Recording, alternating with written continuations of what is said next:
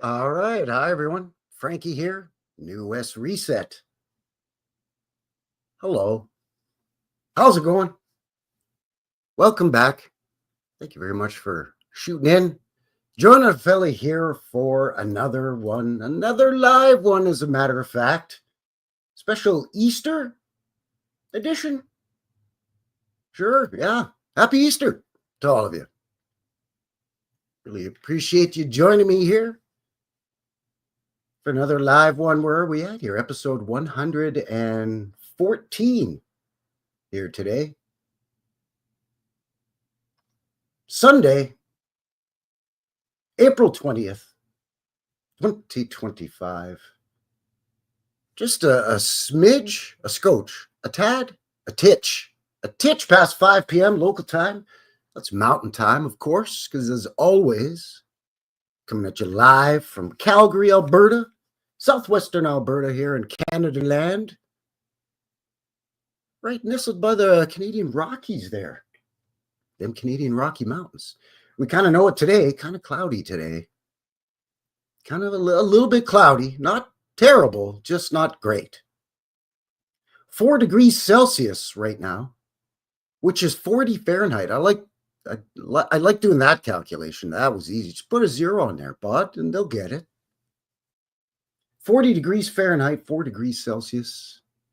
At least it's not snowing like it did here on Friday. Yeah, that's right. Thanks for winding down your weekend here with yours truly. Appreciate it. We're going to be looking at weird and creepy Canadian Easter stuff here today. Stuff that even this guy, as a Canadian, that buddy had no idea. I was like, wait, what's this? This is weird. Never heard of that at all, ever. And as far as I know, I've been Canadian my whole life. So, I don't know. Anyways, thanks for joining me. Appreciate it. Hello to everybody on YouTube and on Rumble. Of course, we're broadcasting live simultaneously. So I got a couple of articles, and we'll look at some photographs and so on and so forth. As per usual, links down below. Links down below as well for, guys' socials. My social media there on MeWe. Also, my Rumble. Your buddy's email there. So if you want to just get a hold of a fella, you just, you want to send me some old pictures. You get some show ideas, whatever the case may be. Email down there as well. My location map, courtesy of Cousin Vinny. Click on that link and it opens up the app there for you, and my icon appears everywhere. I've done boots on the ground here in Alberta. Everywhere from Edmonton up there all the way down to Pincher Creek down there. And also, hey, if you want to make a donation to the channel, PayPal down there as well. Muchly appreciated. As a reminder, if you make a donation to my PayPal, I'm going to send you a t-shirt. As long as you're willing to give up your address there, I ain't going to dox you now. Come on now. But you got to promise not to do the same on the old fella's return address there, bud. And that goes towards the channel.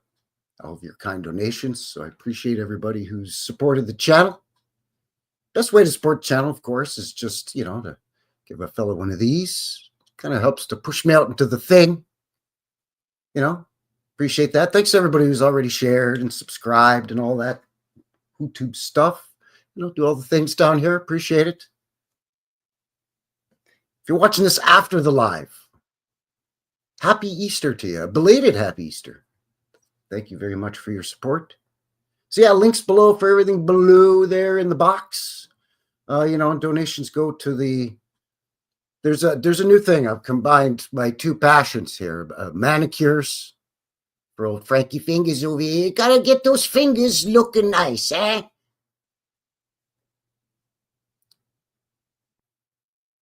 And maple syrup, maple donuts, because, Canada.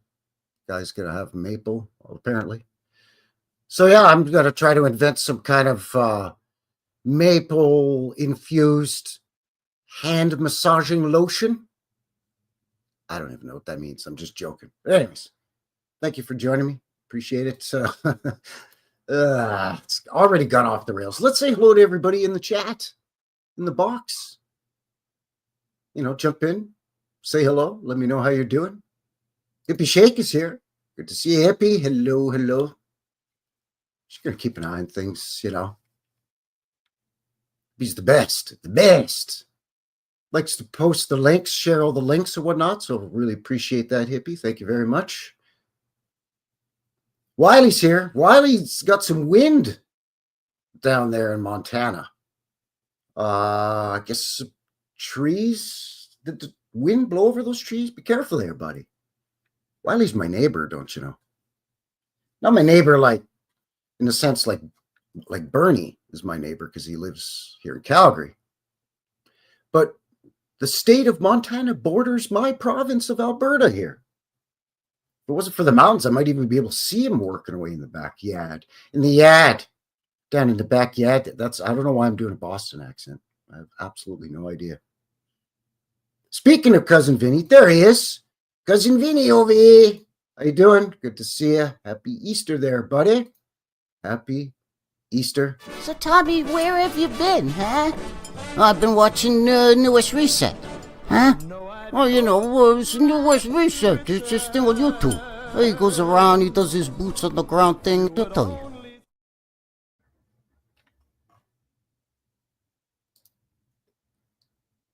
you. Title's here, everybody. Hey, you. Yeah, you hopping down there with the basket full of eggs. I know you hear me with those ears. Turtle's here. Good to see you, Turtle. Hello, hello.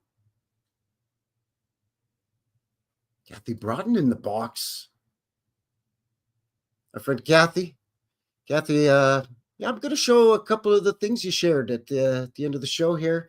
Well, then it's that Easter one there, because that's hilarious. You know which one I'm getting at. Channel Fitty Tree is here. Hello. Hello, hello. Eric's here as well. Lost and Found History Rewritten. Good to see you. Happy Easter to you. Baja in the box. Chassis Nix is here. Hello, Chassis. Hey, Curtis. Happy Easter. It's hot up north. It's all relative, right? It's all subjective. Hot. What's hot, really? Like, if it's like 24, 25 degrees Celsius, I'm like, it's pretty hot out today. But that ain't no 110 in the shade, that's for sure. Roth Rods is here. Hello.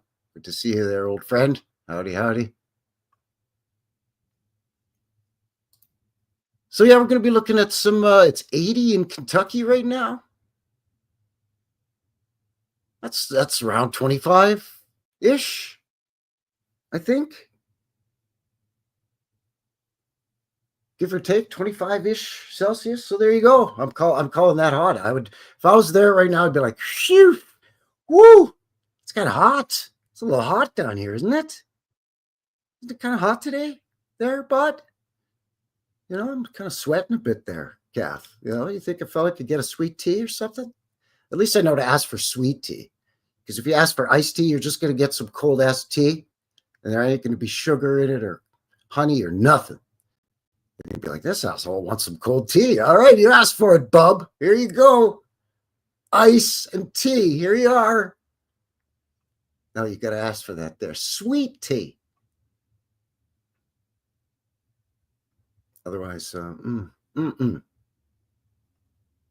Anyway, thanks for winding down your weekend here with me. Appreciate it. Happy Easter to all of you. Modoc in the box.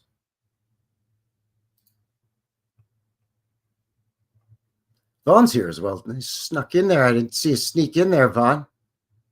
Keyboard's cocked. Well, it's definitely time to set it on fire and get a new one then. It's the only way to, it's the only way they'll learn. Actually, don't set it on fire. It's dangerous. And, You pass out from the fumes from the melting keyboard. Old World Michigan is here. I don't even know what I'm talking about now. Anyways, thanks for joining me here, everybody. Appreciate it. As mentioned, thanks for winding down your weekend here, the Sunday fun day, Easter Sunday fun day. Woo! Woo!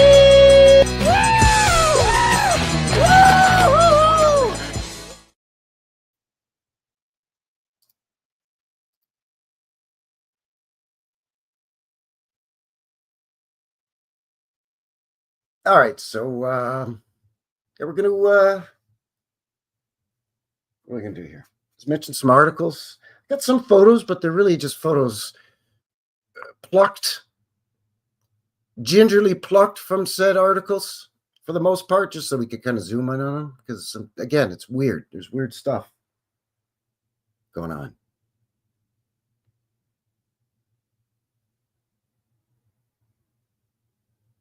As per usual, we'll take a mid-show break, and I'll give you a sneak peek at your upcoming midweek vintage footage this Wednesday.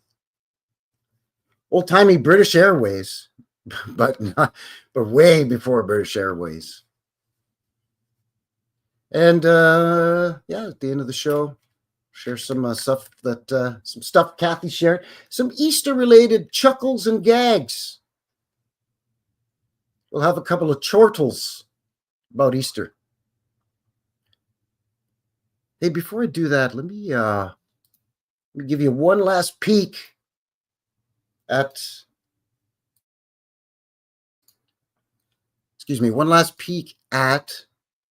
the teaser for my upcoming project that will be released this summer.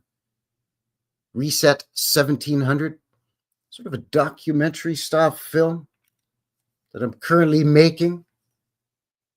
And it's basically my thoughts on and my theory or my philosophy on what I think kicked off the most recent reset, at least here in my area, southwestern Canada land, and the sort of Pacific Northwest of the United States. So a while back, I released a teaser, and this is teaser number 2. And then after this show, I'll just gonna put it up on the channel. So yeah, this is kind of the last little sneak peek doohickey here. I'm having some technical difficulties for some reason. Of course. Why wouldn't there be technical difficulties?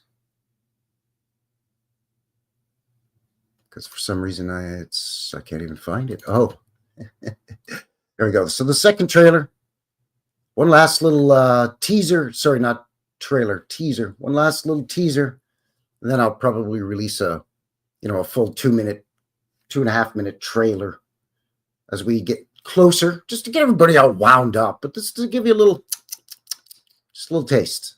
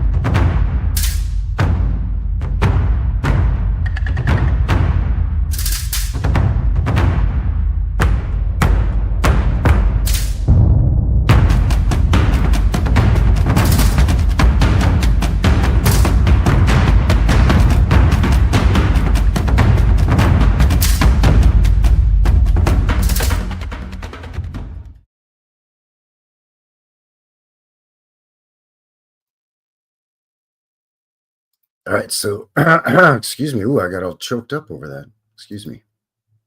There it is. The last little peek at the little teaser there for my upcoming documentary film. Sherry Ives is here. Happy Easter eggs. Happy Easter eggs to you, Sherry. Good to see you. Thanks for winding down your weekend there, Sherry, and everybody. Thank you very much. Appreciate it. So I think the first thing I was going to do here for the show is I'm just going to share some quick little some old newspaper clippings from the archives from the Calgary Herald newspaper, our local Calgary news, one of our Calgary newspapers. I'm guessing it was the first. Seems like they've been around since the very beginning, according to the narrative of Calgary here in Alberta and Canada land.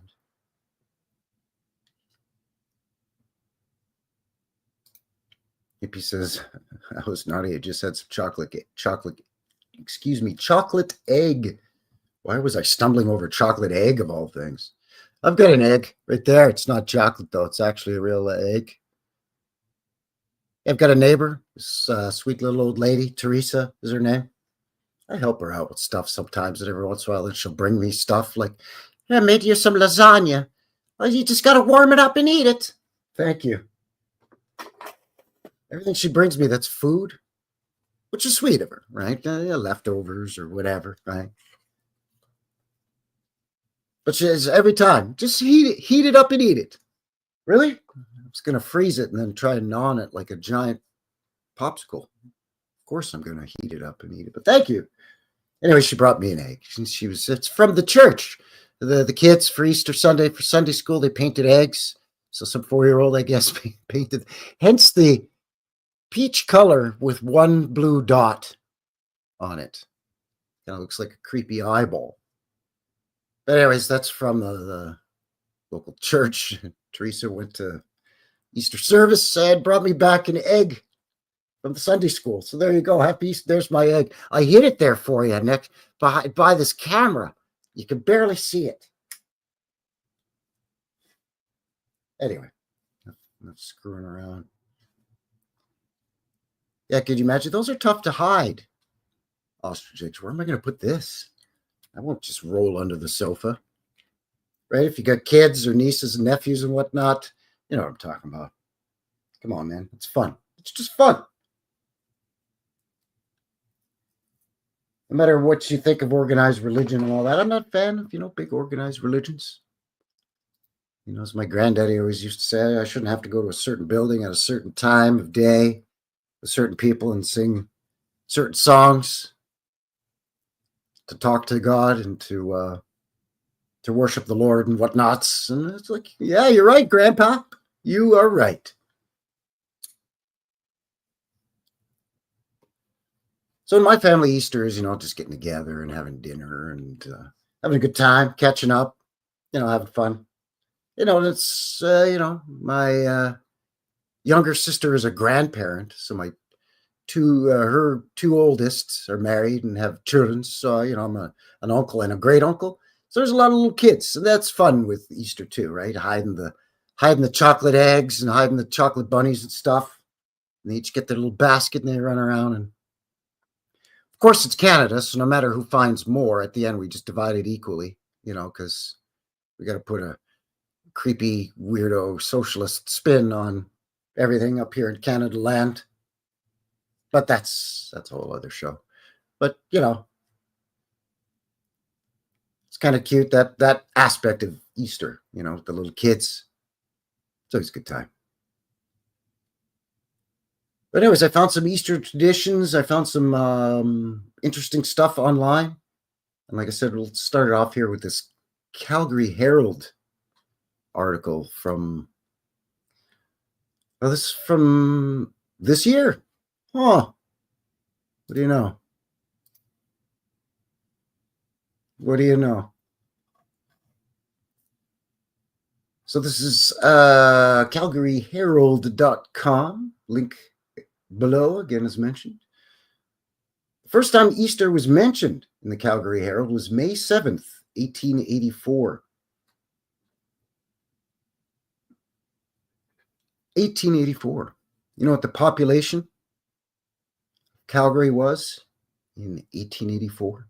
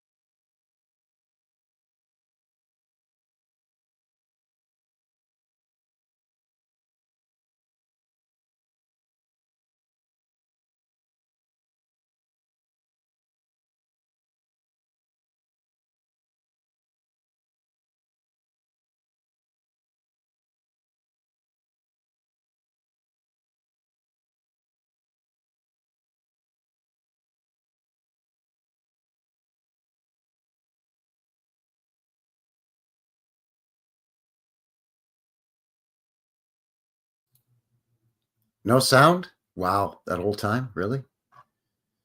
That's what that was all about. Hello, Old World Memock in the box. Good to see you, Quay. Need up. Sorry about that. No sound. All right, let's start from the top. Calgary Herald. First time Easter was mentioned in the Herald was May of 1884 when our population was 506 people. That's right. And you know, most of them were farmers and cattle ranchers. They didn't actually even live in the city. There's maybe only a couple of 300 people that lived like in the town of Calgary. But anyway, the article told the story of an American woman who hosted an Easter breakfast featuring eggs served 24 different ways. We good? 5x5. Thank you. Thank you very much. Appreciate that. Amateur hour around here. I know all of you were just like, what is going on? What's happening? Shenanigans.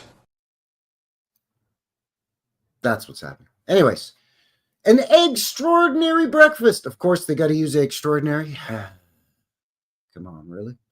A West Philadelphia lady gave an Easter breakfast at which eggs were served in 24 different styles. There was no dish of which eggs did not form a part. The invitations were egg-shaped, and the menu was on white and yellow satin. And they were enclosed in eggs of transparent glass with movable top. Are you kidding me? What kind of highfalutin, pish-posh, hoity-toity kind of Easter breakfast is this? You know, unwashed masses and filthy creeps like me weren't invited, that's for sure. I didn't, really, not even printed on paper, white and yellow satin, enclosed in eggs of transparent glass. That's easy to do in 1884, is it? Even in Philadelphia? Oh, West Philadelphia. West Philadelphia, born and raised. On the playground is where I spend most of my days.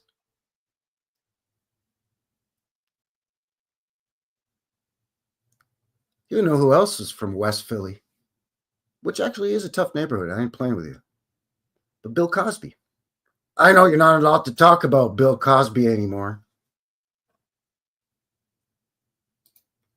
Babylon Fox in the box. Hello. Hello, Babylon Fox. Good to see you. Nice chat with you the other day as well, Stephanie. Oh, here, the cat's out of the bag now. You're doxed. Anyways, good to see you. 24 ways, 3 eggs, too bad. My pop used to say that. 3 eggs, too bad? Really? I don't even know what that means. Eggs are good. Yeah, man. I love eggs 24 different ways. Hawaiian eggs, huevos rancheros. It is a little much, though, right? Baja says 24 egg styles. It's a little much. Yeah, I'll agree with that. It's very, seems excessive. But yeah, West Philly, that's a rough neighborhood, man. Bill Cosby grew up around there. I know you can't talk about him anymore, but there was the time when Bill Cosby was America's TV dad with them sweaters. And before that, he had, the Fat Albert. Hey, hey, hey. I grew up watching the Fat Albert cartoon. Hey, hey, hey, get out of my way. Before that, he was hawking everything from camera film to soft drinks.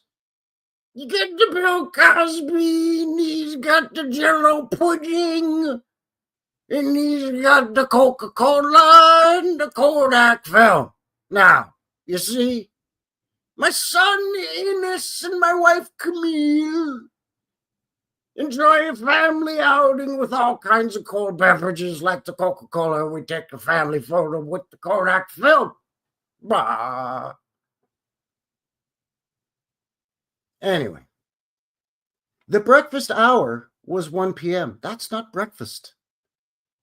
That's past lunch now already. You should have already had breakfast and lunch by 1 p.m. That's not even brunch. Isn't brunch between breakfast and lunch? That's why it's called brunch. Just saying. I guess, it takes time to cook eggs 24 ways and have white and yellow satin menus encased in egg-shaped glass in 1884. So there's that. Anyways, for Easter in 1888, the Herald published a special poem written by Wesley Fletcher Orr, who was involved in the trading of buffalo bones, along with other pursuits such as real estate, the railway, and some stone quarries. So, in other words, he co-opted land from people that were already there by killing off local herds of buffalo. He worked for the railway in Canada? Come on, that's not suspicious at all. Come on. Come on, Mal. Come on, Meow. You've heard me talk about CP Rail here in Canada. I got a love-hate with it because I got a lot of family that work or have worked for CP Rail, going back multi-generations, all the way to great-granddaddy. But they did a lot of underhanded, conniving, evil, I'm going to say it, evil shit to build that railroad supposedly across this great nation of Canada land. So there's that.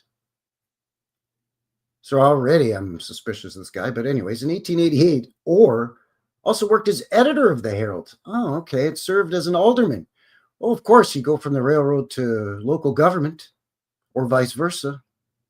One hand washes the other. You scratch my balls and you scratch my back, I'll scratch yours and whatnot. I don't know. Anyway. What's Vaughn saying here? The impressions are never-endingly impressive. Oi, oi. Well, thank you.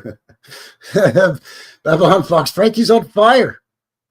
Well, thanks. The Bill Cosby. I like doing that impression, but I can't do it anymore because everybody hates the guy, right? So it's, you can't do Bill Cosby. People just look at me and scowl when I do Bill Cosby impressions. So it's gotten a little rusty. So, cheers to you. Thank you. Appreciate it. Really, for Bill Cosby, you just gotta put it on a pop in your peas and extend your words that don't need to be extended, and then mention your wife and kids a lot, and then say stuff like bah, anyway. Then, of course, you just keep repeating Kodak film, Jello pudding pops, and Coca-Cola. And you may be asking, what was the population? Okay, 1888, what was the population in Calgary? In 1884, it was 506 people. What was it in 1888? That was 506 people. I'm not kidding. You can look it up. It's worth a goggle. Just type it into the goggle machine. If you get an extra Google in your pocket, it's worth spending it. Anyway, 6 years later, became the 8th mayor of the town of Calgary. In 1894, when Orr became mayor, Calgary later that year became incorporated as a city, meaning Orr was the first mayor of the city of Calgary. He weaseled himself in rather nicely there, didn't he? Calgary Herald and Alberta Livestock Journal, Wednesday, April 4th, 1888, Easter Sunday. There's the poem. Should I read it? I don't know. I'm not good at reading poetry. You have to have a certain rhythm and cadence. I don't know. I'll give it a shot, I guess. I'll just pretend I'm one of them there poetry cowboys. Nope, I ain't going to do that. Anyways, backward to Calvary's rugged brow, we turn our thoughts with wondering awe.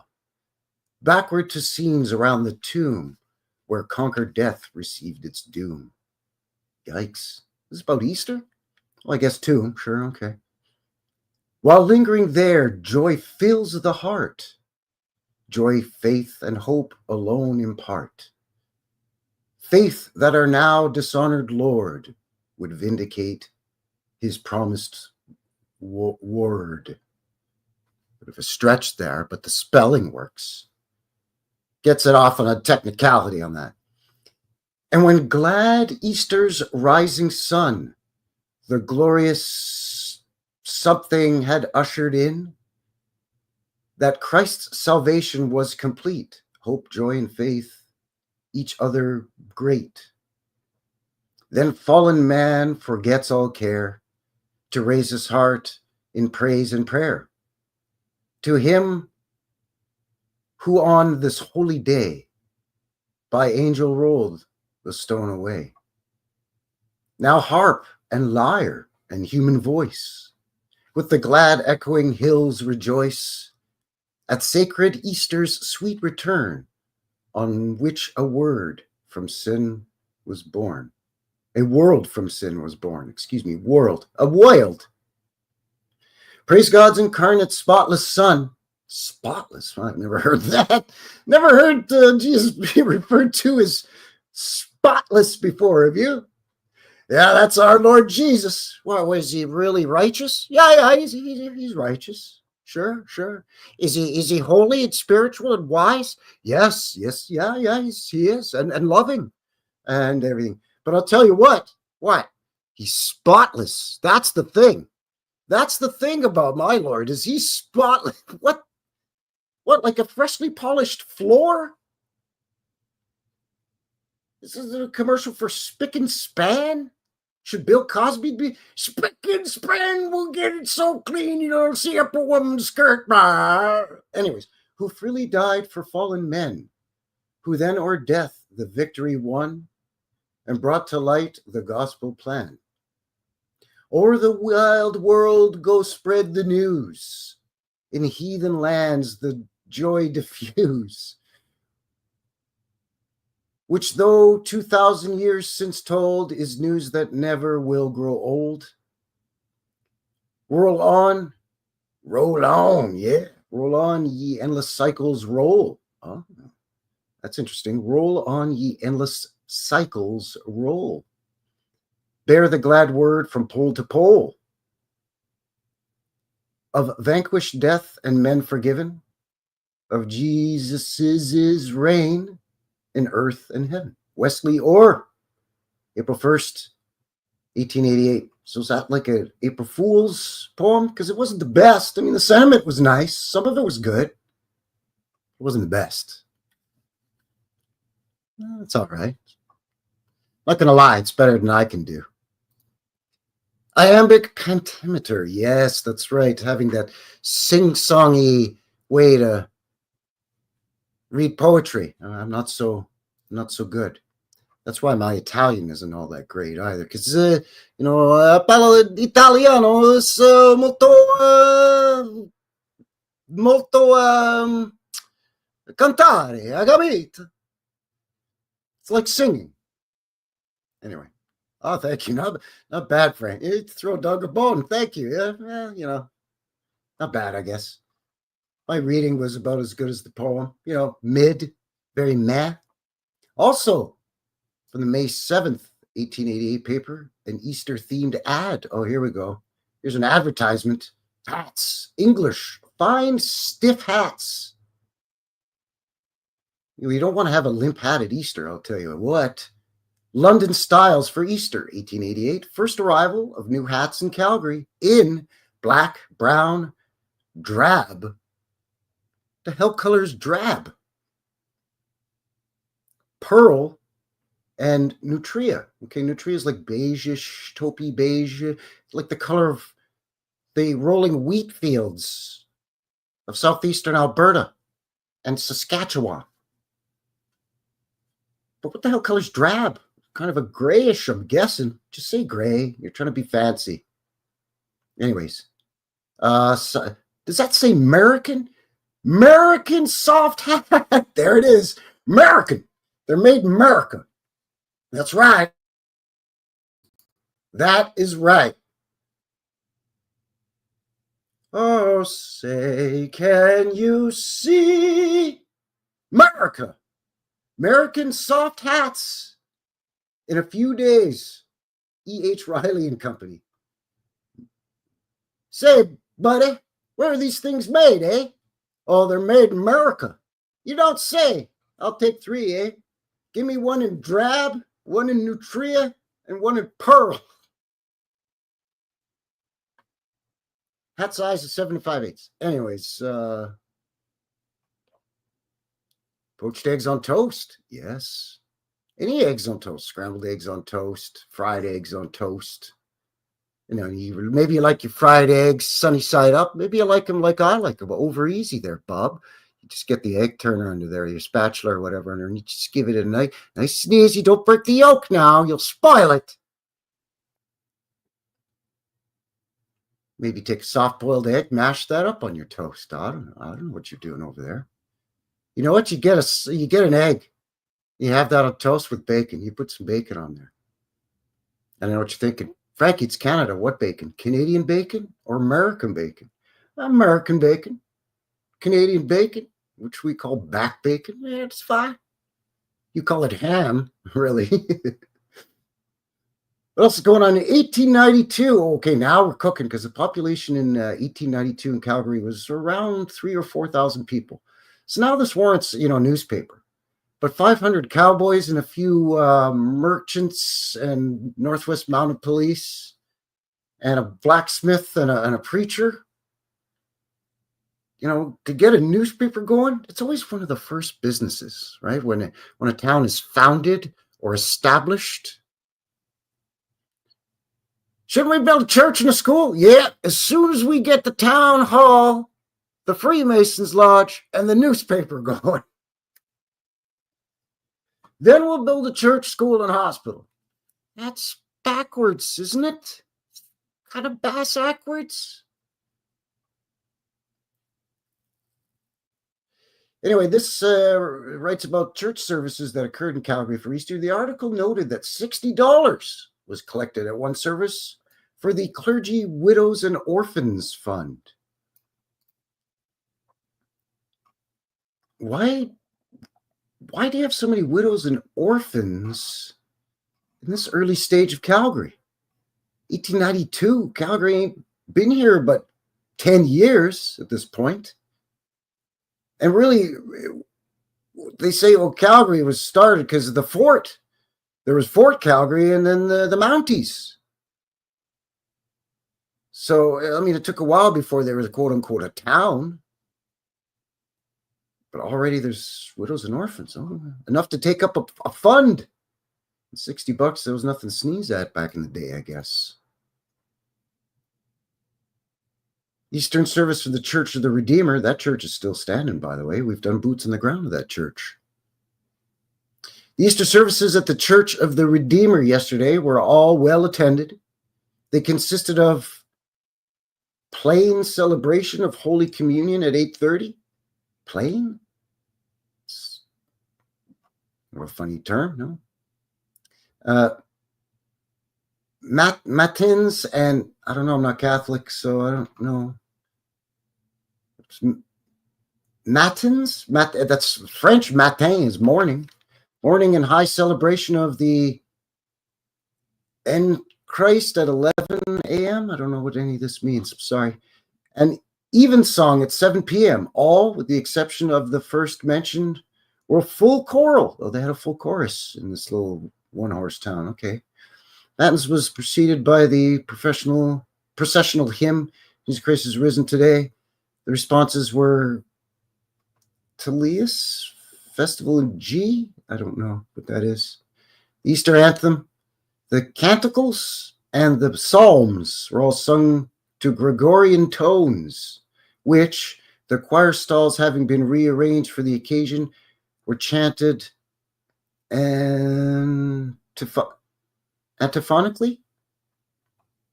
That might as well have been written in Chinese, because I couldn't understand a word of what that said. That's racist! It's not racist. I can't speak or read Chinese. Eucharist. Oh, see? Excuse me.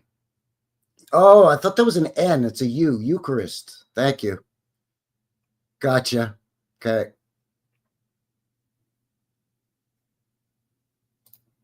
Gregorian chants is cool and kind of spooky too. Yeah, those Gregorian chants. Yeah, that. Monty Python did it good. July 3rd, 1894, the article discussed the popularity of Easter cards in Ruskaland for some reason. All right.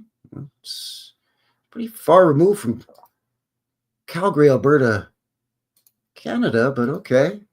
1894. Now we're getting to be, we're like 3,000 to 4,000 people. Sure. Okay. I think somewhere in there. Makes sense. Easter cards in Ruskaland. The last Sunday in April was the Ruskin Easter. The St. Petersburg Post Office that week issued a printed notice to householders with reference to the posting of Easter cards.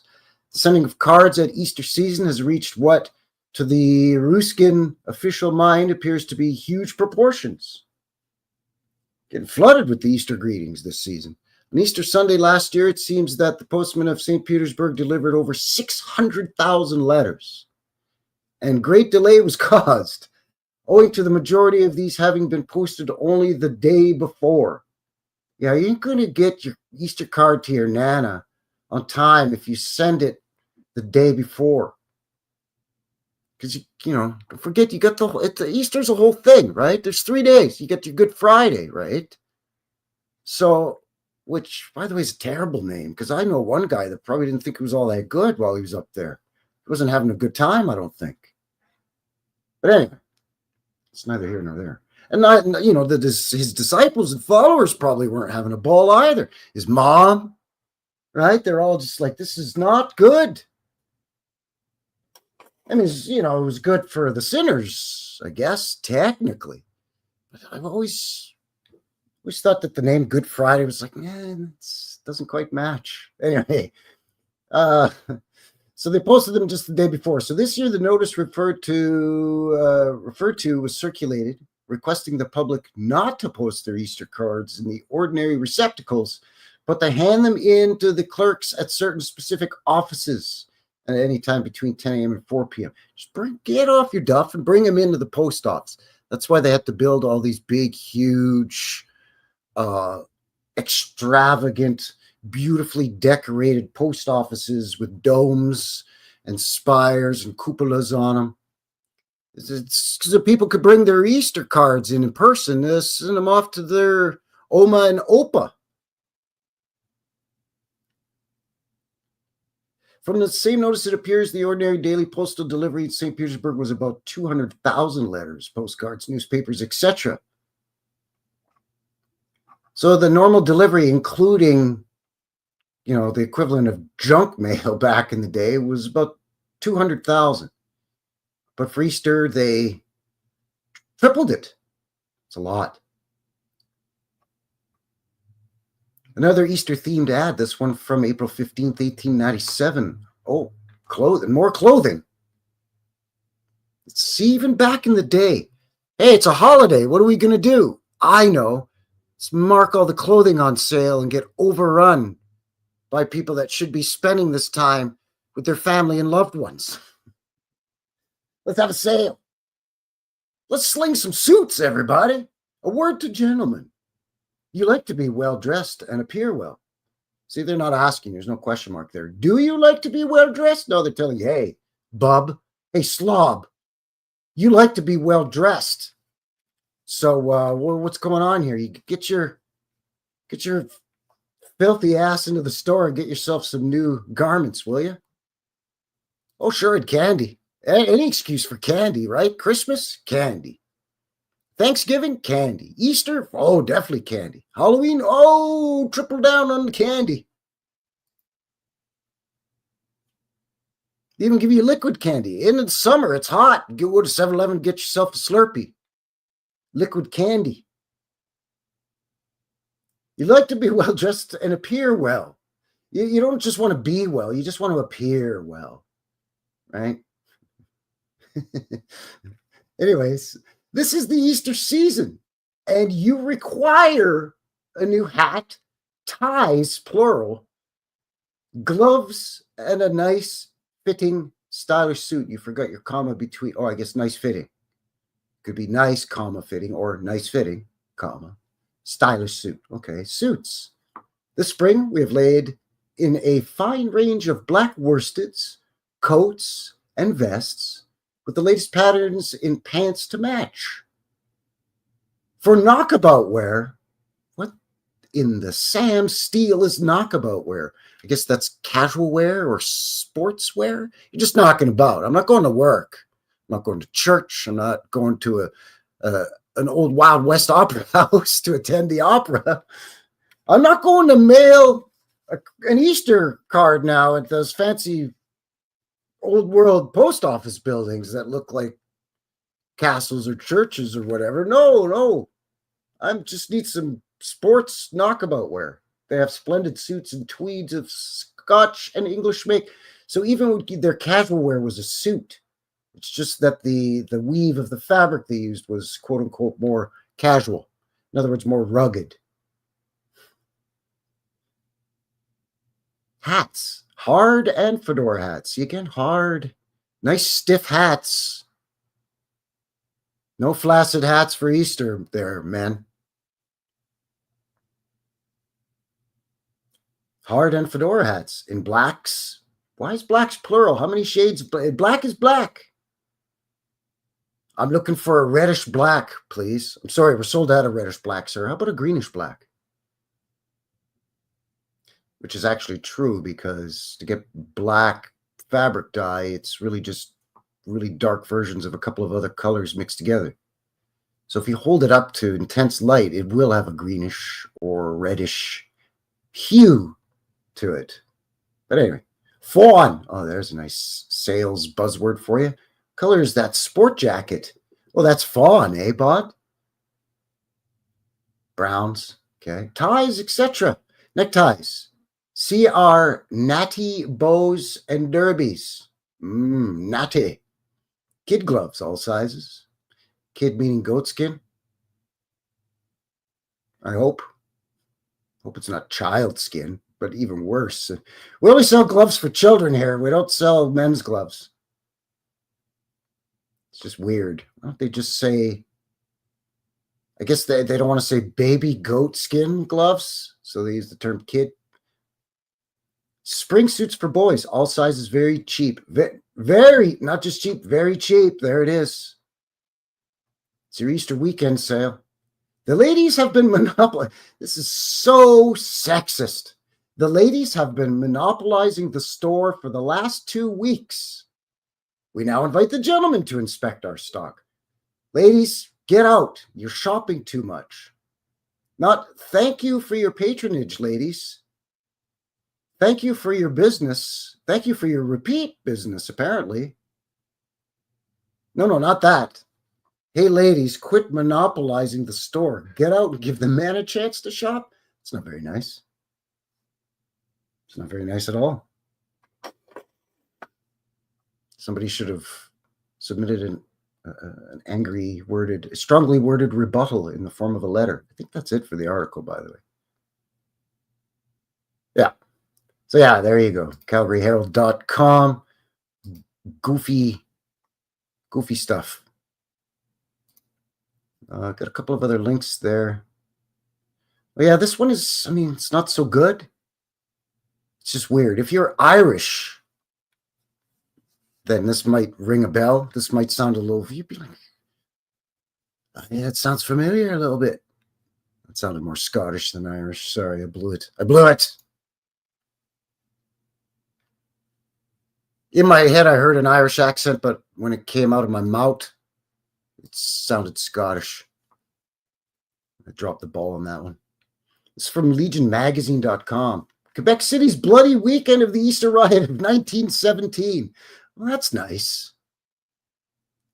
Apparently there was, in the same year, I believe, Easter weekend, there was riots in Ireland as well.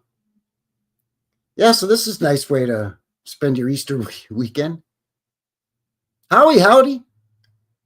Nope, that's not what I meant to say at all. I meant to say howdy, Howie. Good to see you. Thanks for shooting in there, bud.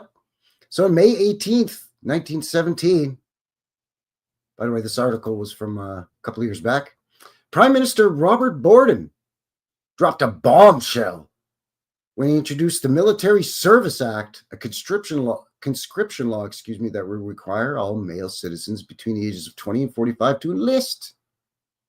Borden's the guy that's on our $100 bill, by the way. No relation to Lizzie, as far as I know. But anyway. Little did Borden know just how severe the impact would be. He implemented the Conscription Act because he believed that the boom booms had to be won and that Canada must play its full part. In other words, he was strong-armed by the Crown. Anyway, to achieve these ends, he almost broke the nation. When WW1 broke out in 1914, English Canadians, stoked by their own imperial passions, were the first in line of recruiting stations across the country. But that same patriotic contagion didn't affect all groups evenly. Unlike their English counterparts, French Canadians felt little loyalty to the British cause, and they were still sore from Ontario's move to ban French language instruction in 1913. There's Borden there. The Phoenix in the box. Hello. Good to see you. Thanks for shooting in. Happy Easter to you. Imperial passions will get you in trouble every single time. That's right, Jerry.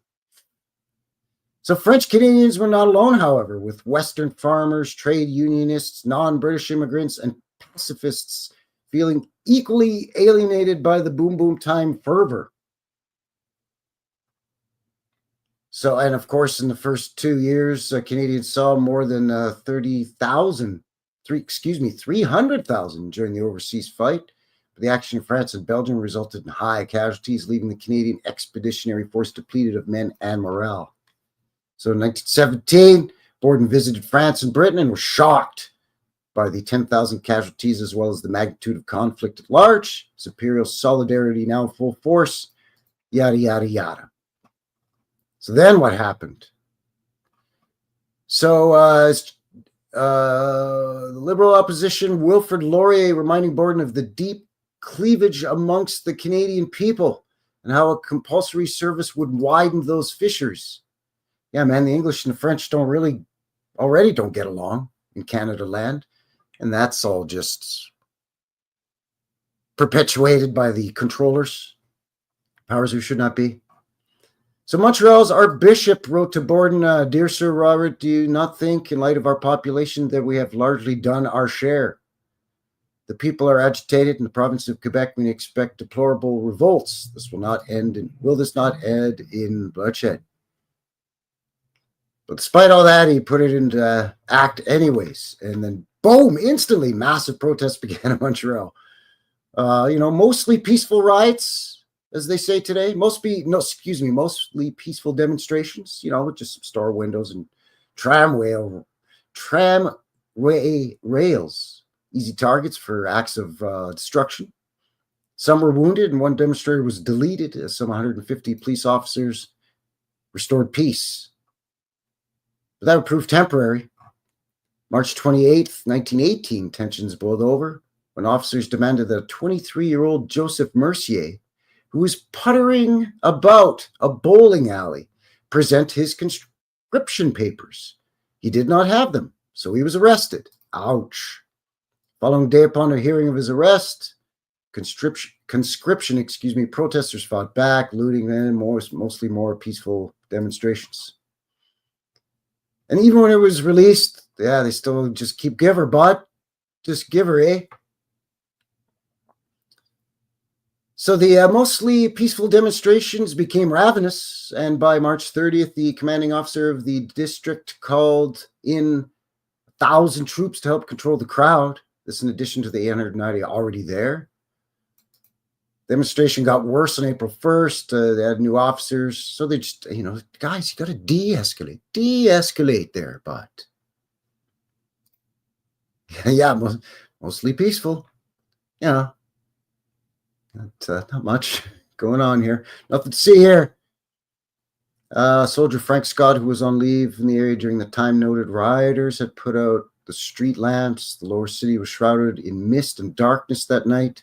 You can't blame mist on the mostly peaceful protesters now. How are you going to blame mist on them? The darkness, sure, but the mist? Suddenly I could make out the fire of several heavy machine guns. It was deafening and gave the impression of a massacre. Oh, that's not great. So conscripted almost 48,000 men. 24,000 of them serving in France. Armistice would follow in a few months, so all that, and then a few months later, everything's over with anyways. But yeah, there you go, link below for that. So, Canadians get riled up, eh? We'll go to war so that we don't have to go to war, I guess. Dumb reverse logic. They don't put my life in danger, otherwise I'll protest by put my life in danger. There he is. Good to see you, bud. Chris, Old World Exploration. Happy Easter to you. Yeah, something else, all right. It's very strange. Very strange. Us Canadians, we're so polite, eh? But till it comes to anything that has to do with the boom booms, then we just go off the rails right quick there, bud. Right quick. Anyway, as I saved the best for last, we're at an hour in. So what do you say I give you a sneak peek at your upcoming midweek here by taking a quick little mid-show break? If you're new to the channel, or as a reminder, every Wednesday, vintage footage video uploads here on the channel. Old footage, the older the better if I can find it. I try to keep it Canadian. Put it to music. That said, this one's not Canadian at all. It's Canadian adjacent. This is British. But yeah, every Wednesday you get that. I always give you a sneak peek on the Sunday live show. So every Sunday you get the live, every Wednesday vintage footage, and every Friday boots on the ground. Except for this past Friday, because it was Good Friday. So you got some Easter ceremonies from the Holy Land on that one there, eh? So yeah, on this one, what is this one? This is footage of an old airship flying over Londinium, over London. This is Ye Olde British Airways, 1929. It's just over 2.5 minutes long. Put your ear goggles on. Your head cans. Smoke them if you got them, because it's a good one. And we'll see you on the other side of 2.5-ish. All right? Thanks, everyone. Stick around. We'll be right back. Cheers.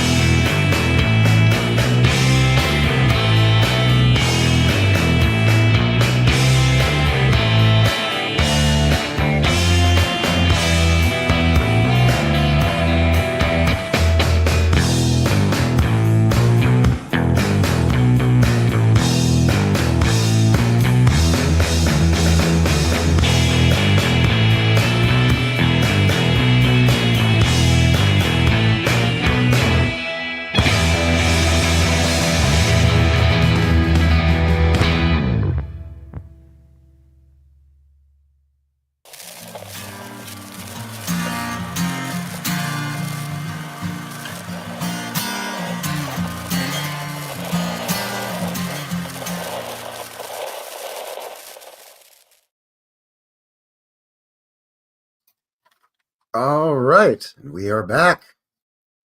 Welcome back, everyone. Frankie here, New West Reset. Hello, how's it going, eh? Welcome back. Thanks for shooting in, joining a fella here for another live one. New West Reset Live, episode 114. It's 420 today. April is the 4th, right? So April 20th. Yeah, there you go. Just a little bit past 6 p.m. local time, mountain time. Thanks for joining me here. Really appreciate it. We're looking at weird, creepy Canadian Easter stuff. Happy Easter to you. Thanks for winding down your weekend here with yours truly on this Sunday fun day. Woo! Woo!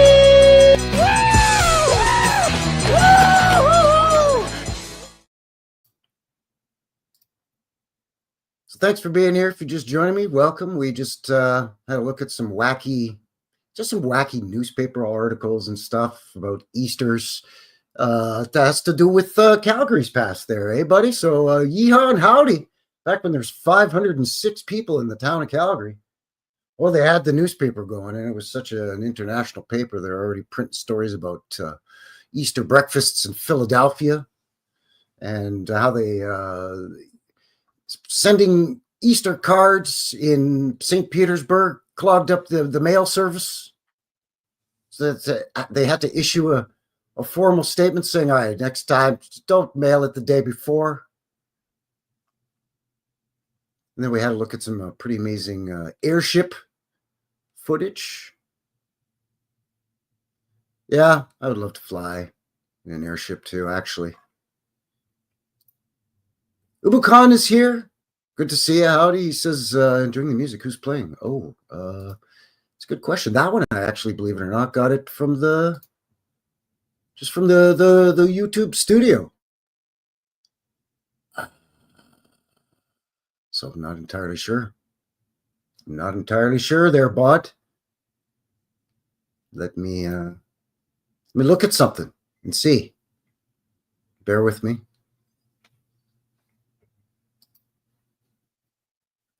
Because yeah, I kind of want to answer that for you there, but yeah, just gotta. I know where I can find it. I just there it is, and my phone's going off in the background. Great, things are falling apart. It's called Double Agent, and it's by Everett Almond. Double Agent by Everett Almond. Dragon Sage in the box. Happy Easter to you, bud. Good to see you there, eh? Thank you very much. Nice. Yes, nice. I love old airship footage. Yeah, it's pretty nuts because you get to actually see it docking and you get to see that, yeah, they just open a gangway, gangplank, gangway, whatever you want to call it, boip, and people could just, step out, show the guy hooking it up and everything. Pretty amazing. Pretty neat, for sure. So yeah, thanks for joining me here. Appreciate it. What are we going to have a look at now? This is the one that surprised me the most. This is what I was alluding to earlier when I said that this was a surprise to me as a Canadian. I'm actually half French Canadian. My daddy's side is French Canadian. My mom's side is English Canadian. So from mom's side, British, and from daddy's side, French Canadian.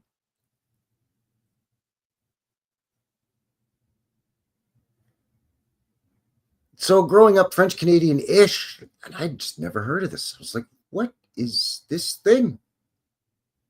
This is French Canadian Easter tradition. This is from the French Canadian genealogist. I don't know, it's an article, it's some blog or something. The French Canadian genealogist. I'm going to share this here with you because it's just very strange. And I don't know. It's just really, it's weird. It's weird. That's all I can say is it's weird. French Canadian Easter. Similar to Christmas, today's Easter celebrations tend to focus on modern traditions rather than religious ceremony. Yeah, we talked about that. It's all about the candy. Just get clothing or what's crap you don't need on sale and get cheap candy. Think Easter egg hunts, chocolate bunnies, glazed ham, and family dinners. Sure. There's nothing wrong with any of these things. Just don't shove it down our throats and charge a fortune for it. You could have a modest family dinner and get together and, everything doesn't have to be, keeping up with the Joneses is what I'm saying. Did any of these traditions exist 100 or 200 years ago? What was Easter like for our ancestors centuries ago? For our ancestors, this is French Canadians, by the way, Easter was a religious holiday. For Christians, Easter is only part of a celebration that begins with Lent, or Carême in French, on Ash Wednesday and ends on Easter Sunday. In certain parts of French-speaking Canada, Lent was interrupted midway by Mi-Carême, or Mid-Lent, which has its origins in France. Each of these events had their own traditions. Now, again, I'm not Catholic. And again, I kind of grew up where you don't have to go to church to be spiritual and to be worshipful and be thankful. So, Ubukan says, are us non-Canadians allowed to listen in? And Chris says, only if you behave. Yeah, just take it easy there, eh? Of course, absolutely there, bud. Okay, so Lent, beginning on Ash Wednesday, Lent was a solemn 40-day period of fasting, abstinence, prayer, and penitence. Fasting meant eating the equivalent of a single meal during the day with a frugal diet in the morning and evening. and no snacking between meals. The most pious would weigh their food. Children were exempt from fastings, as were the sick and the elderly. Yeah, because that little kid doesn't understand, right? How come I only get half a potato? Shut up and eat it. Kid's crying. It's not fair to the kid. Transgressions were taken very seriously. On October 26, 1670, a man named Louis Gaboret was condemned for having eaten meat during Lent without the permission of the church. He was condemned to pay for a cow and a year's profit of it, in addition to be tied to the public post for 3 hours' time, and then to be led to the front door of the chapel of d'Orléans,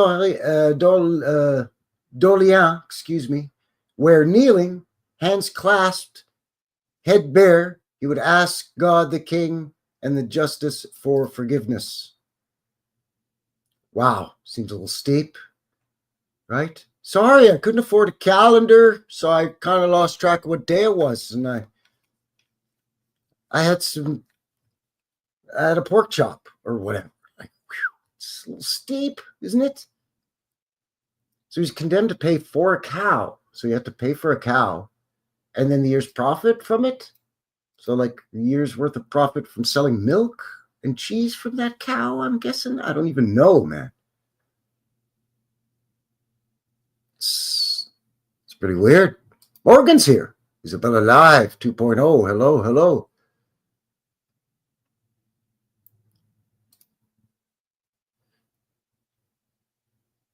What's this? Quebec, they stopped around 1971. Sorry, the chat got away from me there, eh? Anyway. So mid-Lent, dating back to the Middle Ages, mi-carême celebrations took place in the middle of Lent on the Thursday of the third week. Depending on the time and place, mid-Lent would last from 1 day up to a week. The festivities were a way of breaking up the fast of Lent and having some fun with friends and neighbors. So in other words, like I couldn't stop eating and stay sober for that long. I needed a little break in between there, bud.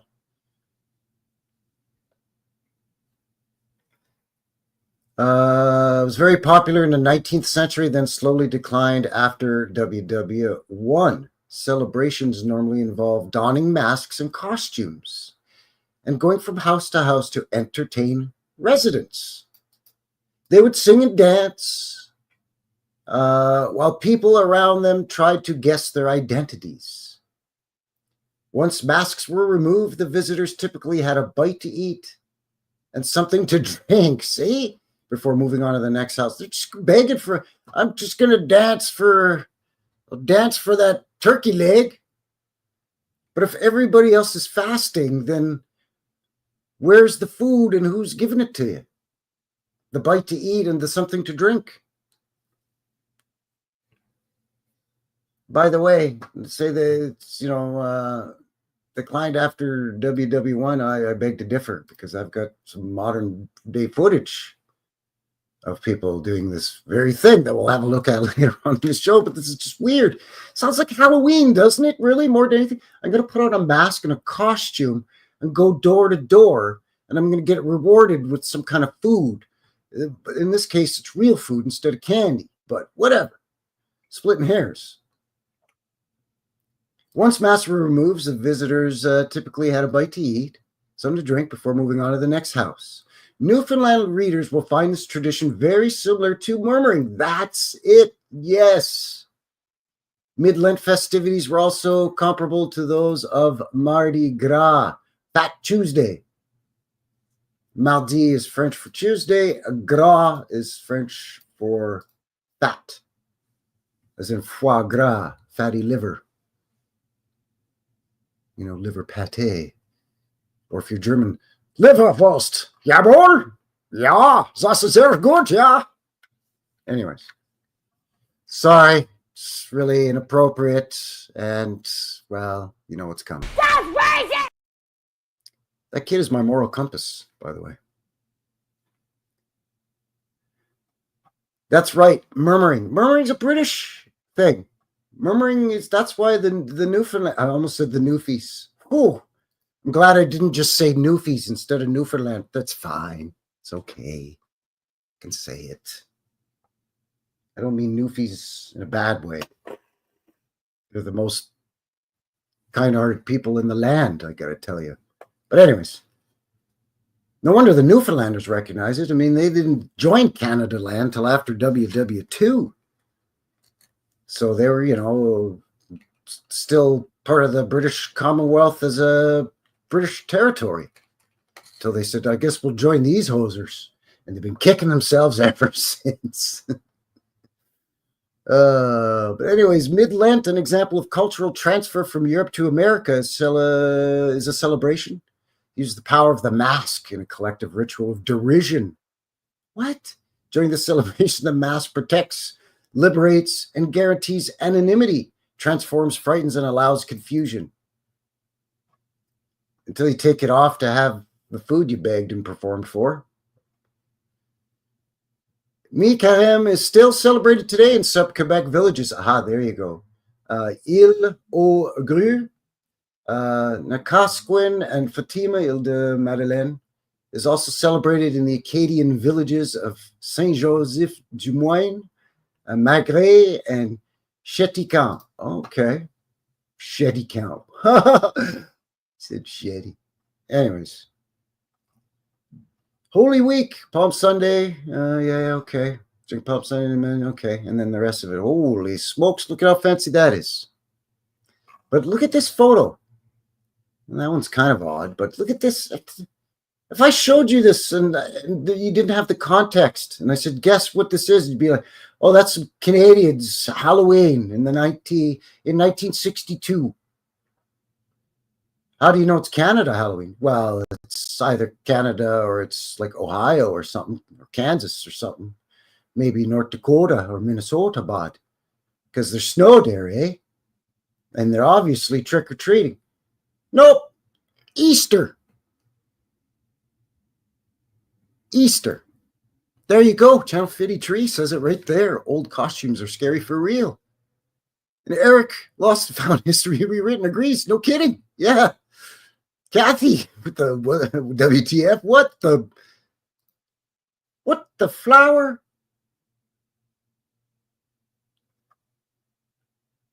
And this is weird too. They're all dressed like, this kid's wearing a turban. They got a painted on goatee and I don't know. It's weird. 1937 on this one. When was this one? 1930s-ish. Okay. This church, though, fancy. The altar, observed during a religious ceremony held on Holy Thursday at the Fathers of Most Blessed Sacrament, somewhere in Quebec. Okay.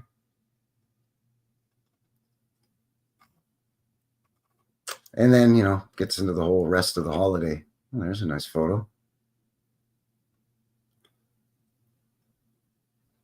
An Easter day scene in front of the largest Methodist church in Canada Land. This illustration will give readers the standard and splendid ideas of the manner in which the Easter day services in the churches of Montreal were attended. Scene shows the congregation of St. James Methodist Church leaving that edifice at the conclusion of the morning service.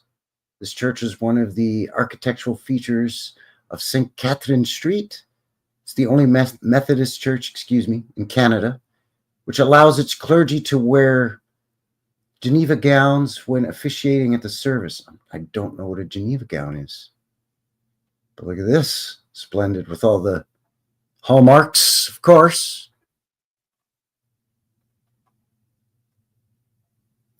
In more contemporary times, ham is still eaten in a French-Canadian household, normally spiced with cloves, and of course, you guessed it, maple syrup, because Canada. Or cider, yeah, okay. A pineapple, certainly not something they had in New France. More closely associated with British tradition, hot cross buns are normally eaten on Easter Friday. Easter also means chocolate and Easter eggs. Most families participate in Easter egg hunt. actually and soon were replaced by those of candy or chocolate variety. Of course. Easter Bunny is said to have been introduced in the United States by German migrants in the 1700s. Of course, by association, Canadians. And it gets into some of the other traditions like lilies and stuff. There's a kid coming out of an egg. That's weird. Hey, okay, I was going to say, you're not allowed any flaccid hats at Easter. They have to be stiff hats, and these hats look good and stiff, kids. All right, good lad. Well done. Anyways, there it is. French-Canadian Easter. Like I said, I'd never heard of that crazy Mikaram in my life. The mid-Lent, put on a mask and a costume and go door to door for free stuff to eat at Easter. I'm no fun. Gotta rub a blue pill on it and maybe that'll help. I don't know. That's highly inappropriate for my live streams. It's got into me today. I don't know.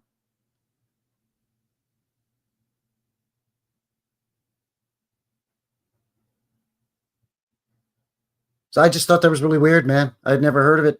But the murmuring thing, yeah, see? The murmuring, I was like, why does this ring a bell? Why have I heard? Like, I had not heard of that French-Canadian thing at all. And I'm half-ish? No, like a quarter French-Canadian, really. I'm diluted a bit there, by some British stuff there, bud, which is also diluted because it's Scots-Irish in there, bud. But anyway. And Saxon, German, and so on. I'm a Heinz 57 typical cracker. Honky. I want to bring back honky. Can we bring back honky? I haven't heard honky since the Jeffersons, man. Anyway. I'm just saying, I haven't heard it since the Jeffersons. There's that kid again. Anyway. It rang a bell because of the murmuring. I'm like, where have I heard this before? Yeah, the murmuring.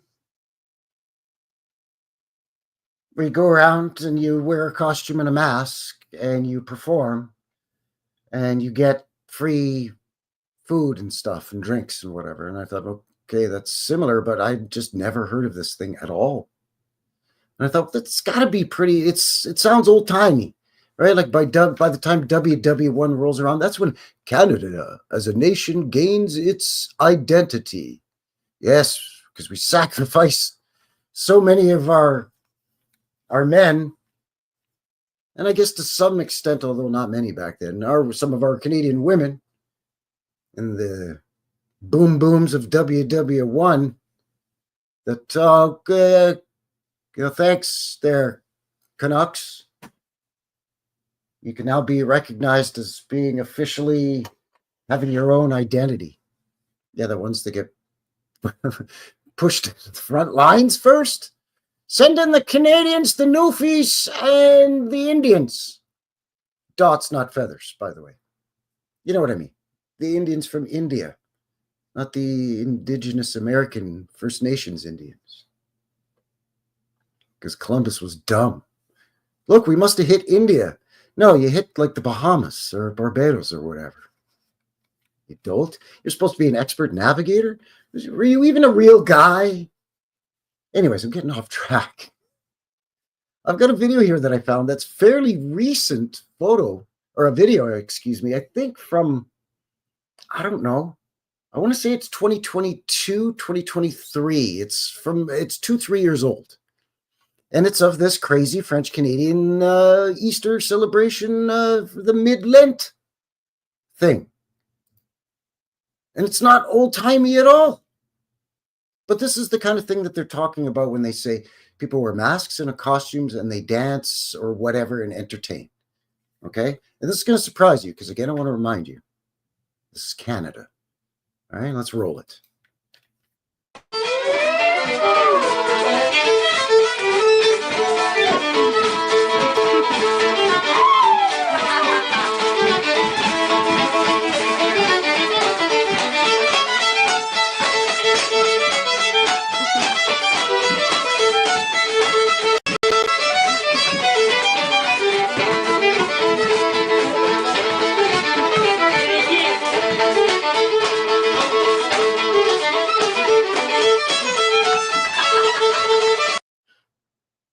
Okay.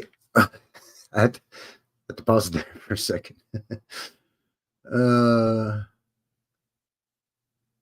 First of all, yeah, okay, it's some modern, some homemade costumes, but some modern, right? Like what's his name from the Screaming movie where look out, we're screaming, that movie, right? But instead of it being white, it's green or whatever. And the costumes are a dress in a lot of ways. It looks like a fancy dress. But apparently that's how the highfalutin aristocratic French used to celebrate it in the 1700s and whatnot, you see. Was they would parade around in their very best, most expensive, most extravagant, men in tights and ladies in the big bouffant rear end powdered wig costumes. But they would wear masks and stuff. So basically like a masquerade ball.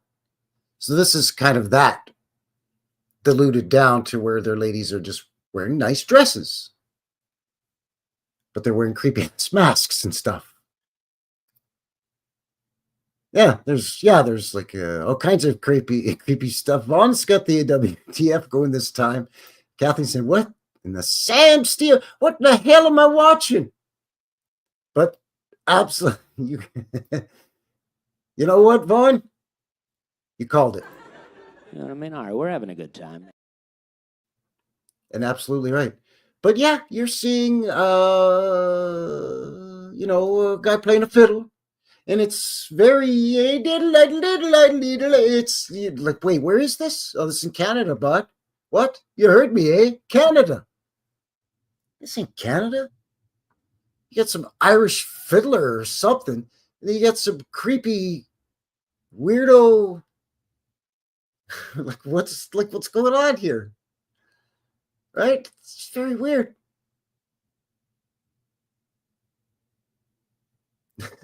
Kathy says, Frankie, y'all can just stay on your side of the border, right? If you don't know Kathy, she's down in the bluegrass state of Kentucky. So, the home of Muhammad Ali. So, and that they got a little, I think it's a little race that has to do with some kind of little horse race thing. It's just a little thing. You may have heard of it, the Kentucky Derby. I'm not sure. Speaking of crazy costumes, fancy hats and whatnot. Yeah, the violin. Babylon Fox says violin boy doesn't belong. One of these things is not like the other. No, we definitely have a strong fiddle tradition in Canada. We have the East Coast fiddling, which is obviously very heavily influenced by Irish and Scottish fiddling, the UK in general. Quebec, French fiddling and accordion playing. That European French Alps type fiddling. Because the French Canadians yodel too. Yeah, that's right. Yodeling Canadians. There's a name for some kind of East Coast Maritime Canadian folk band? I don't know. Ashley McIsaac, yeah, pretty famous Canadian fiddler. Anyways, let's see what else is going on here.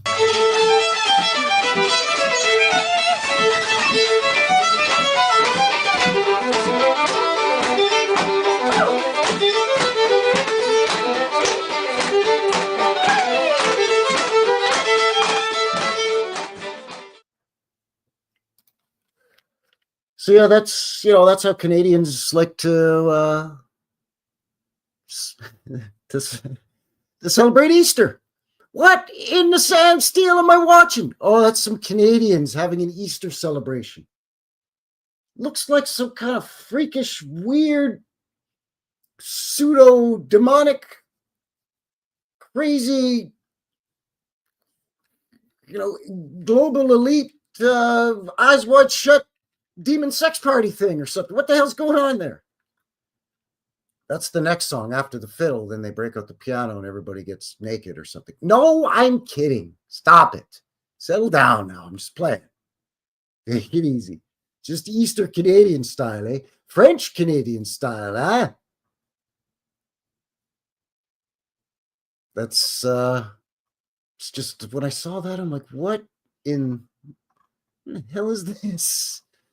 And again, I'm partly French Canadian. I've got an uncle who married a 100% French Canadian lady who didn't learn to speak English until she was a teenager. My auntie. They're as Frenchy French Canadian as it gets. Born and raised in Quebec. Born in some rural Quebec town, like an hour outside of Montreal. Moved into Montreal to go to university. Learned English. But like super Frenchy French in the sense that, Catholic and grew up speaking French and all the old world, old country traditions and all of that, right? So I've got cousins that are pretty French, like French is their first language and whatnot. And I ain't never seen this, man. And I've been to a lot of family cookouts, been a lot of family Easter celebrations. Obviously, before I moved from Montreal, Quebec, out here to Calgary, Alberta. But nonetheless, the first 10 years of my life, I was living out there. I ain't never seen that. And then the other half of my family's British. I ain't never seen murmuring either. The only time I've seen people wearing masks and costumes and going door to door to get something to eat is Halloween, just like everybody else. No, any excuse. Those crazy French Canadians and those crazy Newfoundlanders, I tell you what, any excuse to have a couple of drinks and have a party. And you know what? God bless you for it. But I have never seen this in my life, man. And I'm telling you, Christmas dinners, Easter dinners, a lot of times they were at my grandma and granddaddy's little farm because they had the big country kitchen. And the whole family could sit there. You have the kids' table off to one side, and all the adults and the more grown-up kids could sit at the big table. You could seat like 25, 26 people at the big table. All aunties and uncles and parents and grandparents and whatnot. Well, you know what? You have an absolute perfect point here. You have an absolutely perfect point. How do you even pronounce your name? You got to put it phonetically for me in the box because I'm a sheltered, ignorant Canadian. I have no Foxy. It's Foxy. I'm probably way off base there, Bod, but yeah, you have a point. I mean, some people over in Turkmenistan may see what I eat for breakfast and go, yeah, they're pretty weird over there, bud. They tap this juice out of a tree and they cook it until it gets gooey and they pour that on their flapjacks. They're weird down there. Right? So, yeah. But again, this is something that I'm kind of adjacent to, right? It's French Canadian. And, pretty adjacent to it, man. My grandma spoke French and English around the house. So, and when I say weird, I don't mean to, I'm not trying to throw shade, but it's just, it's unusual and it's unfamiliar to me, but it should be familiar. I should have at least heard the term and heard of it. Like one of my cousins or aunties or uncles or something. Heck, my mom's sister married my Uncle Michel. That's right. You don't get much more French than having an Uncle Michel, not an Uncle Mike. No, my Uncle Michel. So there's, over there on that side of the family too, there's more French. I never heard anybody say even that, hey, I was over having Easter dinner at my cousin's place. I haven't been there in a few years. And a bunch of people came over and started dancing, and they were wearing masks and hooting and hollering, yee-hoo, playing fiddle and They were dressed like it was Halloween, and then they had some ham and a beer, and they left. I never heard of that in my life, not once. But there's some weirdness to it, though. By what I mean by weird is that there's some pseudo sinister off-putting to a guy too, though, is what I'm trying to say here. Let me show you what I'm talking about, because I found some photos of this holiday, and I filtered it so that there. Oh, train going by. Do you hear it? Toot toot. I filtered so it's just the French Canadian, because this is also still celebrated in France, apparently. Although, again, not as popular as it once was, not as common.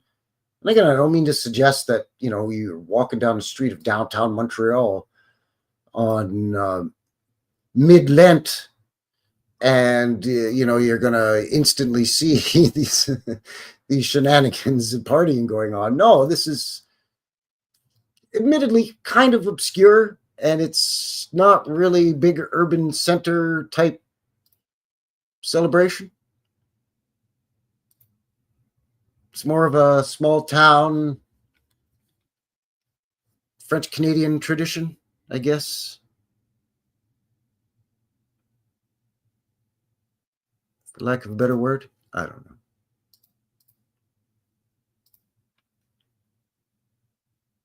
But this is what I mean by it's kind of weird. No?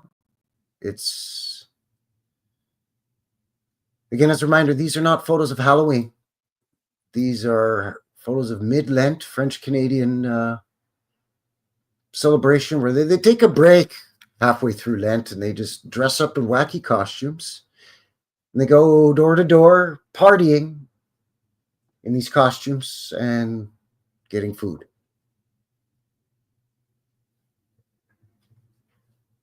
So you could see, like, if you were driving and your engine broke down and you said, oh, thank goodness, there's a farm there just a couple of 100 yards away, and you walk down the driveway to that farmhouse, and standing out in front of the farmhouse, you see this, wouldn't you think, yep, this is how it ends? This is it. I've just punched my ticket. Again, this is, see, now we can zoom in on those kids. Again, this looks like Halloween. Nope, French Canadian kids celebrating mid-Lent. We're going to go to the neighbors and get some free ham. Hey, Jean-Jacques, do you have your fiddle with you? Oh, oui, oui. But here's where it gets the off-putting part. This off-putting. Not pudding. But you got kids here, but the kids are dressed, why are they dressed like, those Alazar Shriner musical band? That's what this reminds me of. The Shriners musical band. It's weird, right?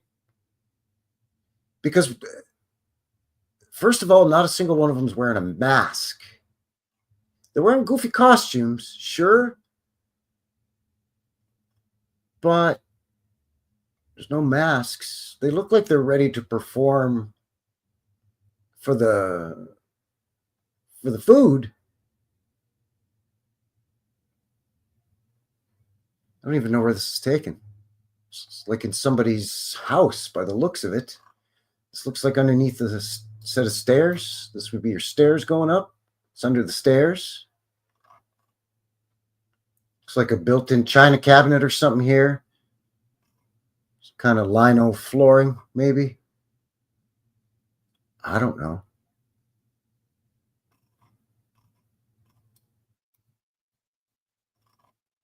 It's just it's, again, call me crazy, but it's kind of strange and off-putting.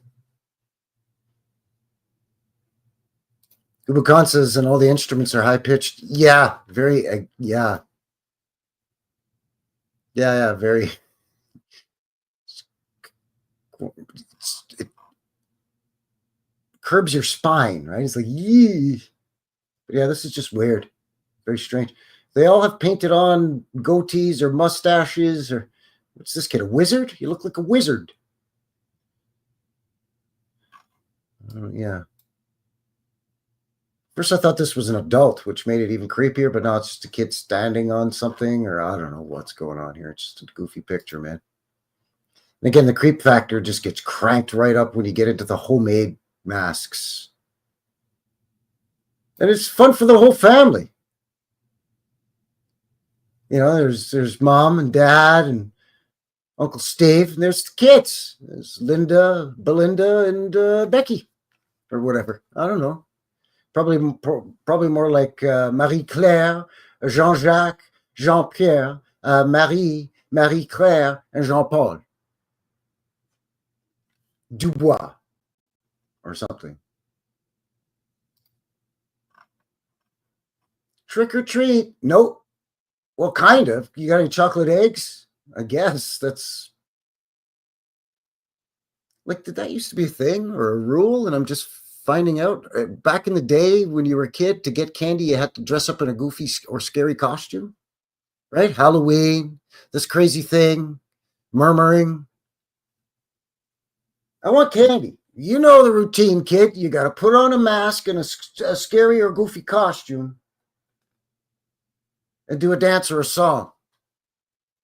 Then I'll give you 2 bits to go to the candy shop or whatever. I don't know. It's just, it seems like this is maybe kids made up this. Kids made up the mid-Lent celebration. Hey guys, I know a way we could get candy, extra candy for Easter.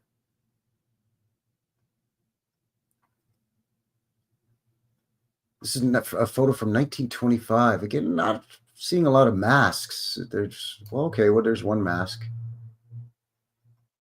It just looks very weird because I'm seeing a lot of Arab inspired, Asian, East Asian, and Far East and Near East. And there's a clown, I guess. I don't know what's going on here. Cyrano de Bergerac. These guys are wearing Phrygian caps and kerchiefs. What's going on with this cockamamie? I don't even know, man. This guy looks like a blues musician who just got in on the picture for shits and giggles. Yeah, it's just, again, when I say weird, yeah, it's weird. I misspoke because I just mean to say it's something that's unfamiliar to me. But come on, man, this is also weird. I just mean it's weird, strange.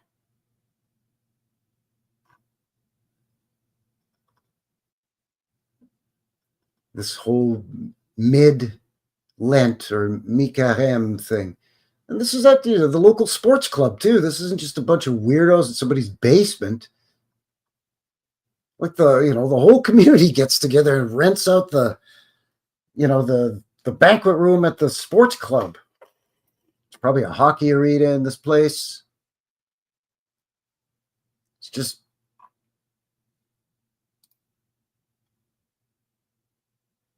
my dad used to give out pennies if trick-or-treaters sang a song. I remember giving out pennies to the little UNICEF box? You know what I mean? Was there a jester in that? I'm going to go back to that photo. Oh, yeah. Yeah, there's a jester. It looks like you've got like a magician or something, and a gypsy, and a clown, a jester, a musketeer. I don't know. It's all kinds of crazy. Like, these are pretty elaborate, man. Pretty elaborate. Like, this is just like, yeah, I just took a piece of fabric and tied some knots in it so I could pull it over my head, and I cut some weirdo holes in it. Like, it reminds me of that scene from Django. You know, my wife made it. She worked hard on these. God damn it. The Alizar Shriners musical band that's in all the Shrine Circus and all the Shriners parades and so on, right? Where they play They dress like Arabs and they play those high-pitched, off-putting instruments. Yeah, I think that's the last photo in the file, by the way. So yeah, just very strange and unusual. I don't know. A lot of times it seems like a lot of the stuff is, you look at it and you go, oh, that's harmless. A lot of people, they're just celebrating. They're taking a break from being pious and, the religious observance for the religious holiday, right? For Easter. And, they do it for such a long period of time there, like 40 days or whatever it is their butt. So, you're going to take a mid-break and kind of let loose for a bit and boom, go back to, the prayers and the abstinence and the whatever, right? And you're like, okay, it makes sense. But, I mean, you can take the break and have the food and the drink and the celebrations and the music and the dancing without the weirdo costumes and the off-putting masks and the creepy face makeup, can't you? I mean, it's just me, like sure, I get it, tradition's tradition and whatnot, but it's weird. Anyways, when you Google it, you're going to get one of two things. If you filter it to Canadian, you're going to get the Halloween-looking stuff. If you have it as the France celebration of it, they're dressed all aristocratic, like the Renaissance era highfalutin powdered wig people. It's like really, they don't mess around over there. Is basically what I'm trying to say. In fact, I'm gonna, just while we're rolling here on the live show, let me just quickly pull it up and I'll just filter it down so that we get some black and white images. And I'll just filter it down to France.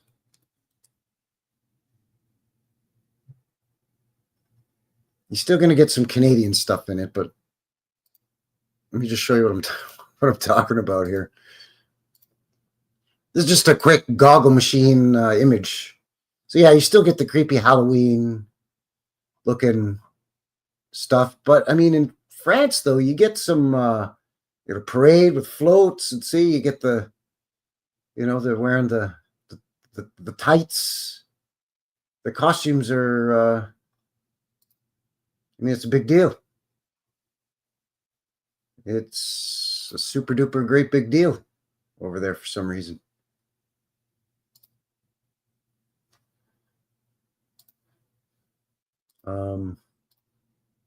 But yeah, there was some.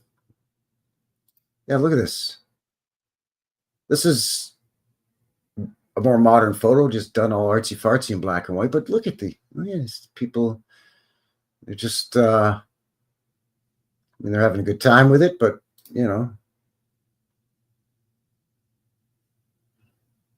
But yeah, Mikahem or mid-Lent over there is on a whole different level, man. Trying to find this one photo where it was modern day people dressed up like Renaissance era powdered wig people. And I was like, are you serious? Take it easy. Oh yeah, I forgot. I got to filter it down to black and white again because it was definitely a modern photo like this. But I was just like, yeah, they don't mess around over there. What's this? 1920. Okay, so even see, they're not rocking the homemade masks in France for Mikahem mid-Lent. They're not just taking a pillowcase and put some lipstick and eyebrows on it, cutting holes in it, and saying, and putting on a goofy fat suit and dancing to the fiddle. No, they're.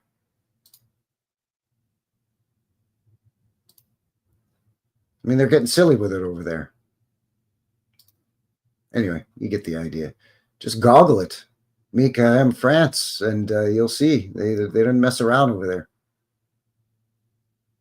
But if you filter it to Mikahem, Canada, you get all those spooky images. When I first typed it into the goggle machine to go, let's see what we're talking about here. I type it in and I'm like, bah! I was all taken aback. What is this? What is this nightmare fuel at Easter? It's supposed to be about Jesus, or at the very least, the little kids with the bunnies and the chocolate eggs. I mean, generally speaking, it's supposed to be about nice stuff. It's supposed to be like scaring. It's about Jesus, not scaring the bejesus out of you. You know what I'm saying?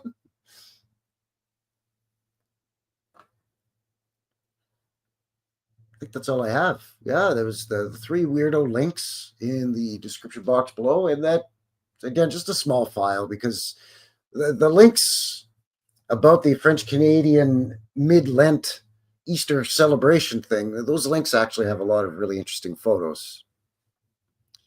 And again, it's, a guy can only show so many creepy photos and go, doesn't that look like Halloween? Yeah, Frankie, we get it. It looks like Halloween. It's weird. We know. But again, what flipped my lid is, my family background, my heritage, whatever you want to call it. There's, the 2 scoops of raisins and raisin bran, there's a couple of scoops of French and me. And, this was like, what? Wait, whoa. Okay. I'm shocked. Shocked, I say. Shocked, but not surprised. It's got to be something left over from the old world, right? And I don't just mean left over from what today we know as France, which has really only been a proper country since the 1860s or whatever. Like before that, what was it like? It was different regions and city-states. They called it Francia back in the day, but that was just the name of the region. It wasn't necessarily a formal country. But you get what I'm getting at. But like left over from like not only the old world in terms of Europe, but the old world in terms of like the pre-reset. It's so ingrained. It's like, I feel like I gotta dress up and like dance, and then you know what I'm saying? I don't know. Obviously, Easter has been messed around with on the calendar and moved around of what we know today and celebrate as Easter, or however you observe any quote-unquote religious holiday. And the timeline, as we know, has been monkeyed around with, and it's been, compacted in some ways and stretched in others and so on, and added to, subtracted. Long divisions done on the darn thing, for all we know. They converted it to metric, then back to imperial, and then they forgot to carry the 3.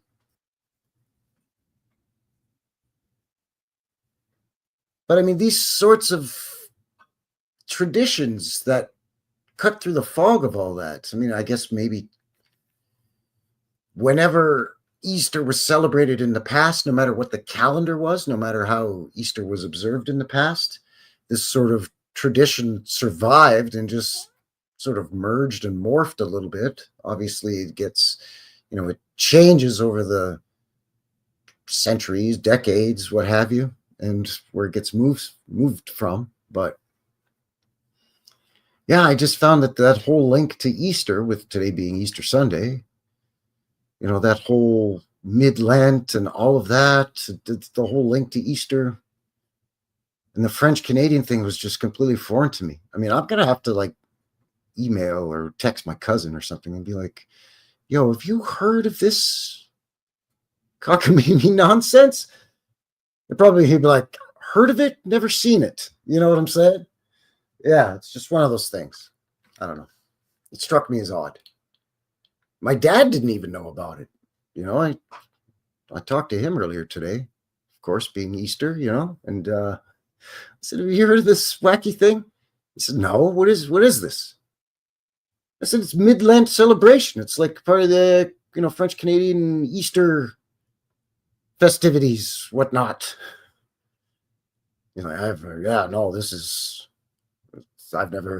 heard of it. So there you go.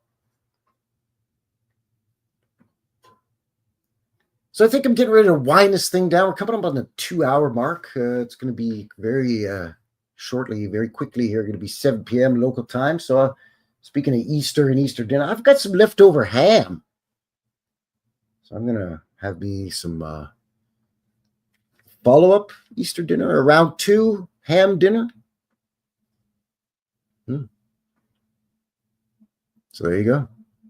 Before I do that, I want to share a couple of things that that Kathy Broughton in the box was kind enough to send my way. And again, if you wanted to send a guy anything, link below for my email. Yeah, there's Kathy, yours truly. Kathy sends me a lot of good stuff. Terry Light sends me good stuff. Vaughn shared something interesting with me recently with the Clovis people. They used to say, that was it. It was like Clovis, Clovis had nothing pre-Clovis. And then a few years ago, they were like, oh, yeah, sorry. Actually, stuff way older than that down here, like arrowheads and whatnots and evidence of like campfires and food being prepared and stuff. Whoopsies. It's like, well, then why did you have the whole Clovis or nothing thing then? Well, because that's where we stopped digging. Oh, so you stop, because that's where you stop digging. You say, it's enough. There's nothing below this. No, because there's never anything below anything, is there, people? But yeah, share behind the scenes stuff. Always love getting old photos, again, show or video topics, ideas, whatever the case may be. Links below for all that. But yeah, let me see what Kathy sent me here. Oh yeah, this one's good. This is a nice practical joke. It is. I mean, spring is here.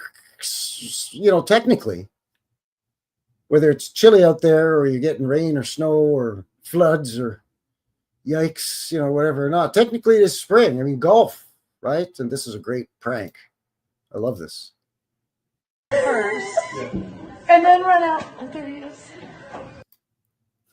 So obviously, it says when someone hits a golf ball in their backyard, my dad goes and lays down next to it. This dad is epic. This is something my dad would do. This poor bugger. This poor guy sees it, but then he's kind of got to pretend like he doesn't see it because he's realizing, oh no.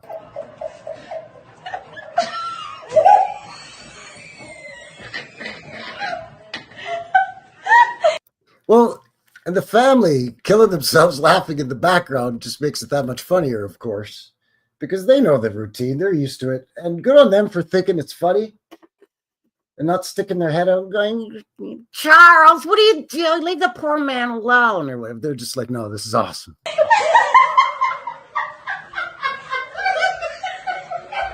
Look at him, he's looking around, and the guy starts to come to. Uh-oh.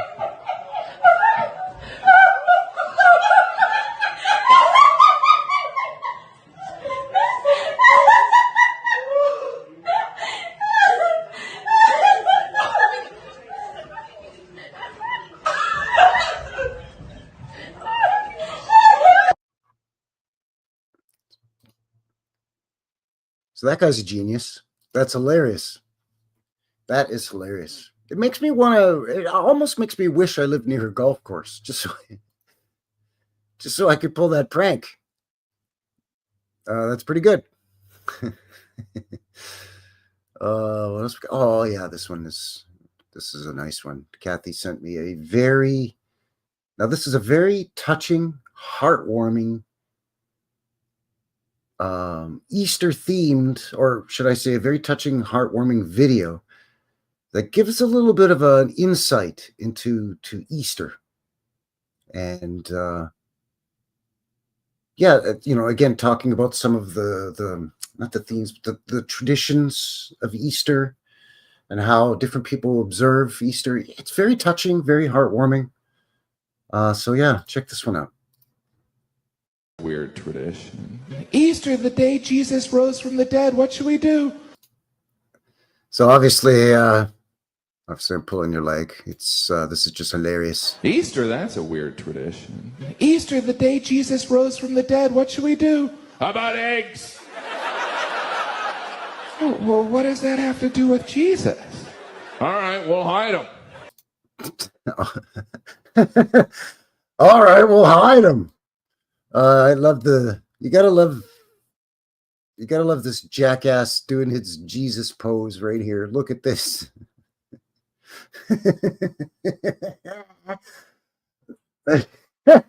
Like, that is this and the how about eggs are the two funniest parts of this thing to me, because look at the look, he's got it down to science, man.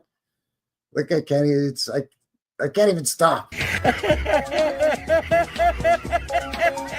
I wet my jockeys here.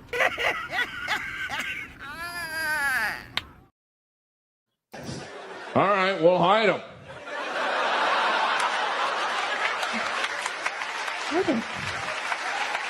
I don't follow your logic. Don't worry, there's a bunny.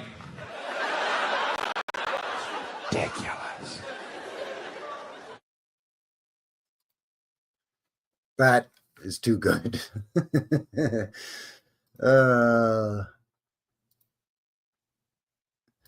What should we do to celebrate? How about eggs? Oh, that is just the best. That is the best.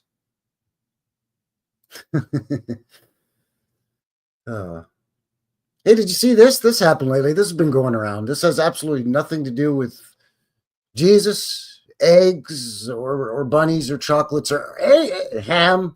No, I don't know how ham got thrown into that whole mix, by the way. I have no idea.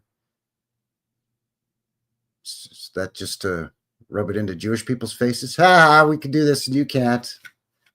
I don't know. Not making fun of them. I'm just saying, is that what it's all about? Because the Catholics, they like to just like do stuff like that, just you know what I'm saying? That's crazy!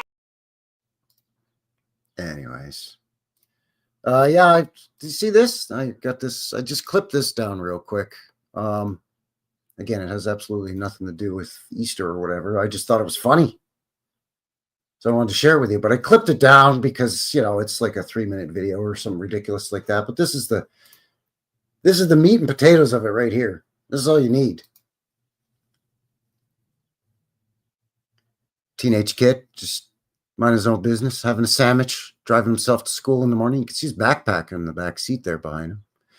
Oh, 5-0 got him. Stop is I saw your cell phone in here when you were driving, okay? That was a sandwich. See, he's clearly eating a sandwich. He gets pulled over. And the cop says to him, this. Reason for the stop is I saw your cell phone in here when you were driving, okay? That was a sandwich. I saw your cell phone while you were driving, okay? That was a sandwich. Are you kidding me, right? You're kidding me?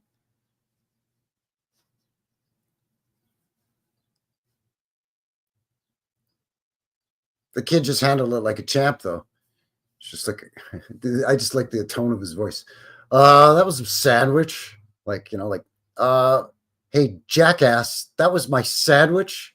And it was still on the seat beside him. So he kind of motioned at it with his head. As my sandwich. Cop's like, the follow-up to that is the cop's like, I know the difference between a sandwich and a cell phone. No, you don't know the difference between a sandwich and a cell phone.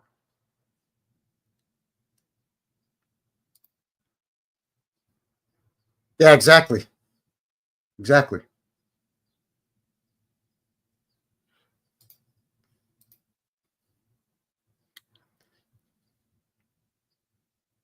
Yeah, if I was that kid, I would have pointed and said, that is my phone. I would have pointed at the phone. See this camera recording you? That's my cell phone. What was in my hand is this sandwich in my lap. I put it down when you pulled me over so I could shut the engine off and roll down the window. It's on the dash cam, but I think what actually the follow-up for that is the kid did take it to court with the dash cam footage, and he won. So yeah. Yes, the cop was hungry. That was it. The cop just wanted the sandwich. I'll tell you what, kid, I'll let you get away with it. The kid actually didn't get a ticket. I think he just got a warning. I think but he still went to have the warning expunged from his record. But yeah, really, it was just like, I tell you what, kid, I'll let you go if you just give me a bite of that sandwich. Give me half that sandwich, kid. Give me half that sandwich or I'm taking you downtown. Oh yeah, for sure. Even if it was a cell phone in my hand, so what? It's in my hand. It's not up against my ear.